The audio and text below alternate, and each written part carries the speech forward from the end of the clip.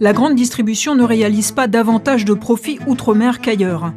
Les groupes ont déclaré entre 14 et 22% de marge à la commission d'enquête parlementaire.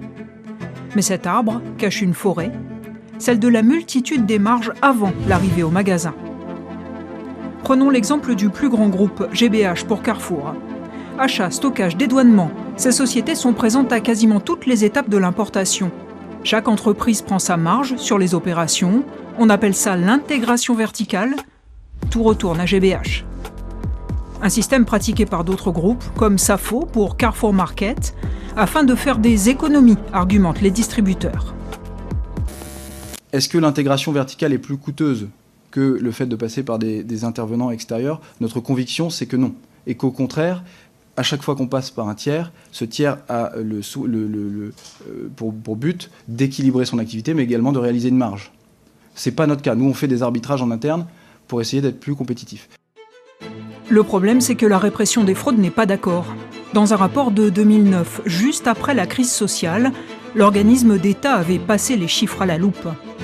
Les marges prélevées par les importateurs grossistes apparaissent relativement élevées, de 20 à 60% sur un grand nombre de références et peuvent dépasser 100% pour certaines.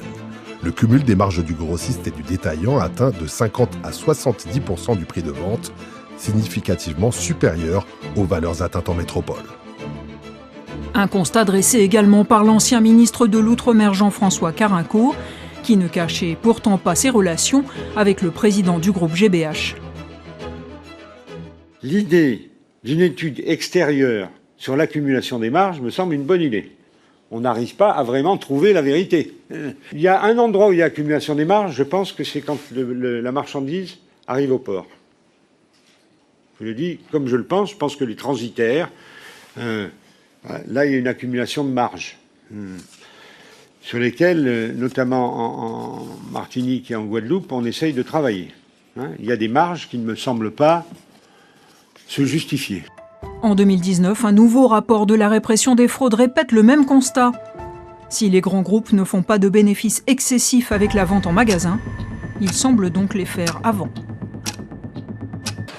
Sur les étals, la production locale sans importation aurait donc dû être bon marché. Ce n'est pas le cas. Les producteurs vendent parfois cher, mais comme les agriculteurs de l'Hexagone, ils déplorent aussi une politique de prix agressive de la grande distribution. Comprenez, on achète bas et on revend haut. Sur cette photo prise la semaine dernière, le kilo de piment végétarien est à 23,45 € à Carrefour Océanis. Le producteur l'a cédé à 14 €.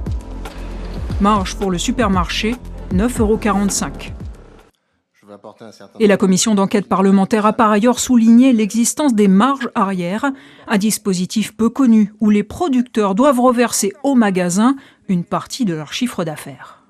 Nous vendons de la marchandise et sur le chiffre d'affaires que nous faisons, effectivement, les GMS récupèrent à 3% du chiffre d'affaires du produit vendu. Tous les 3 mois.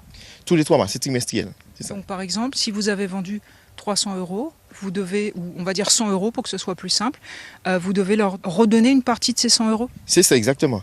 Donc du coup, c'est un système qui existe. Bon, il faudrait trouver un moyen pour qu'on puisse effectivement... un moyen d'entente pour continuer cette collaboration, mais quand même permettre au producteur effectivement de mieux vivre de sa production.